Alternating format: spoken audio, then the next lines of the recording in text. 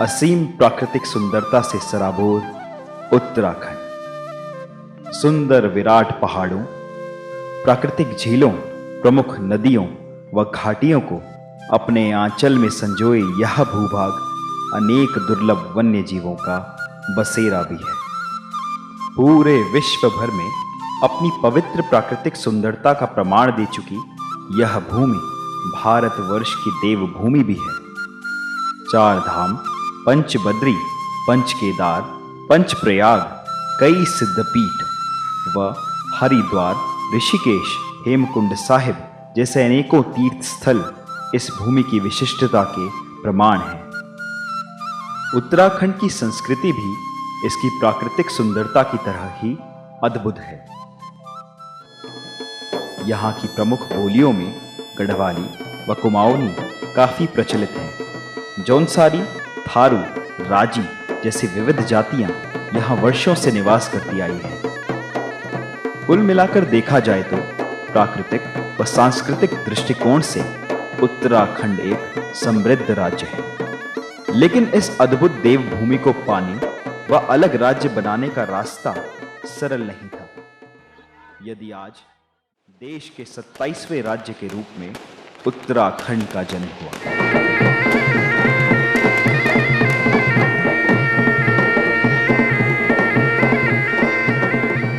नए राज्य के बनने के साथ ही लोगों की आशाएं भी बढ़ने लगी। उन्हें अब यकीन हो चला था कि अब अपने राज्य की गाड़ी विकास पटरी पर तेजी से दौड़ेगी। रोजगार, स्वास्थ्य, शिक्षा, यातायात जैसी समस्याओं का अब निदान होगा। प्रदेश का प्रत्येक गांव समृद्ध होगा, खुशहाल होगा और फिर से आबाद होगा। क्योंकि अब रुक जाएगा अपने गांव से पलायन, पलायन, पलायन, पलायन, पलायन, पलायन, पलायन, पलायन। लेकिन सियासी आकांक्षाओं के आगे उत्तराखंड के लोगों की आशाएं बेबस होकर रह गई। मूल सुविधाओं को तरसती पहाड़ी जनसंख्या खुद को ठगा सा महसूस कर रही है और शहरों की ओर बढ़ रही है। खास बात यह है कि यहां लगभग 60% से ऊपर आबादी पहाड़ों में निवास करती है।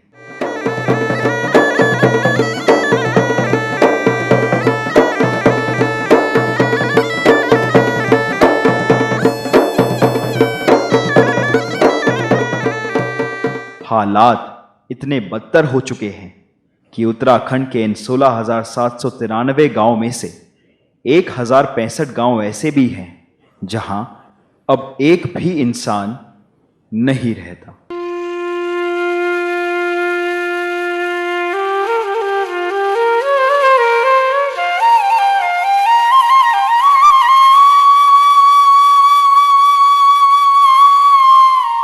यकीन से परे किंतु सत्य।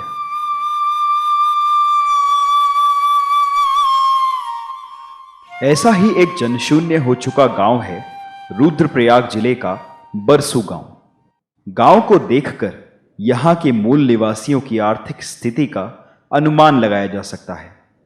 बरसू में लगभग सभी मूल सुविधाएं मौजूद हैं, फिर भी पूरा गांव वीरान है। बरसू के पास के गांव हो चुके खेतों व वीरान हो रहे घरों में अपना बसेरा बनाने के लिए निर्भीक जंगली जानवर गांवों में घुसकर खेती नष्ट कर रहे हैं, जिससे स्थानीय लोग बहुत परेशान हैं।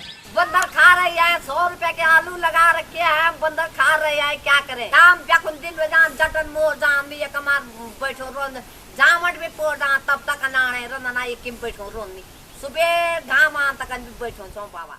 क्षेत्रों में आज शिक्षा व शिक्षण संस्थानों की हालत भी लचर है।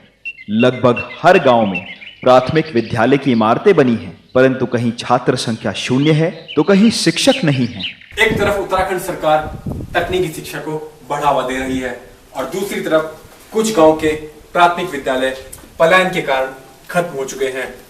कभी एक वक्त हुआ करता था जब यहाँ पर बच्चों की चीख सुनाई करती थी और आज सिर्फ हमें यहाँ पर ताले देखने को मिल रहे हैं।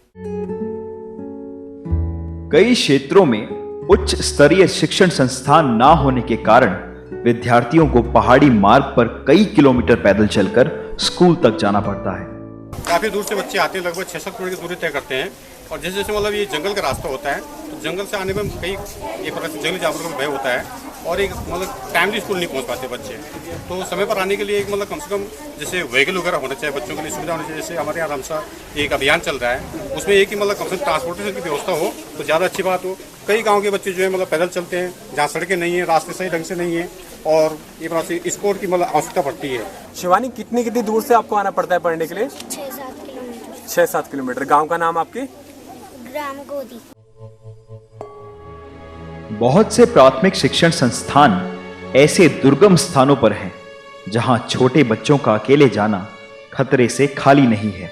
पौड़ी जिले के ग्वीराला गांव के बच्चे भी गांव से दूर जंगलों से होकर शिक्षा अर्जित करने जाते थे। हालात चाहे जो भी हो, पर सभी विषम परिस्थितियों के बावजूद गांव के बच्चे अत्यंत सकारात्मक व आशाओं से परिपूर्ण हैं। रोजगार, स्वास्थ्य व शिक्षा की समस्याओं के अलावा उत्तराखंड के कई पहाड़ी क्षेत्रों में आज भी पेयजल की बहुत किल्लत है।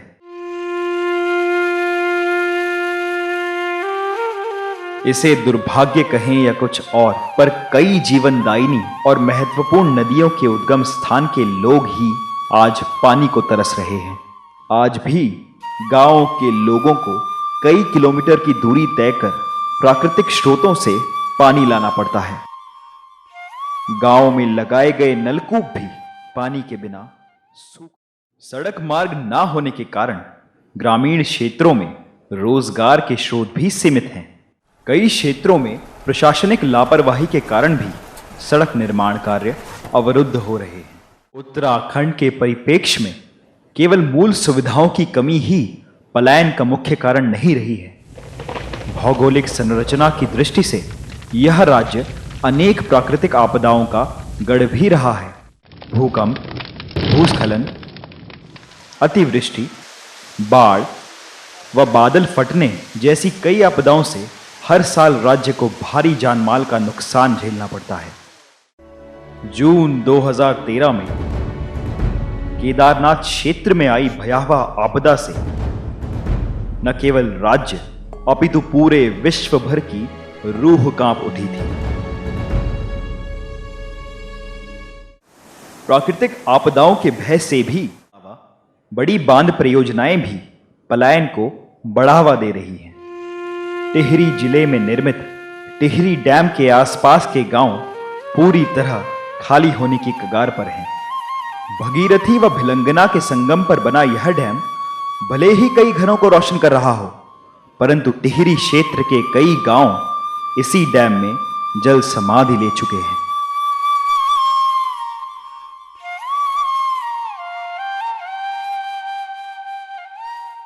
उत्तराखंड की पहचान पहाड़ों से है, पर अधिकतर गांव अब तेजी से जनशून्य हो रहे हैं। शहरों की चकाचौंध भरी जिंदगी ने भले ही पहाड़ियों को अपनी जन्मभूमि छोड़ने पर मजबूर कर दिया हो, परंतु कुछ ऐसे लोग भी हैं जिन्होंने अपना पूरा जीवन पहाड़ों के विकास व उत्थान के लिए समर्पित कर दिया। जनशून्य हो रहे गांवों की सूची में जल्द ही शामिल होने वाला एक और गांव सिलसौर गांव है। मूल सुविधाओं के अभाव के चलते पूर्णतः खाली हो चुके इस दुर्गम गांव में दिक्का देवी अकेले ही निवास करती हैं। हॉस्पिटल भी नहीं, दूर से नहीं हॉस्पिटल, तो कोई साधन है नहीं ना। ये साधन की वजह से तो बच्चा लोग गया क्यों जान चाहिए भाई अपन जगह छे नहीं रास्ता साधन है तो सुविधा नहीं, तो गाड़ी बाणी सुविधा नहीं दूर से। पलायन की समस्या आज हम सभी उत्तराखंड वासियों के सामने एक बड़ी चुनौती है। अगर पहाड़ों की स्थिति ऐसी ही रही तो वो दिन भी दूर नहीं जब पहाड़ और पहाड़ियों का जिक्र सिर्फ इतिहास बनकर रह जाएगा।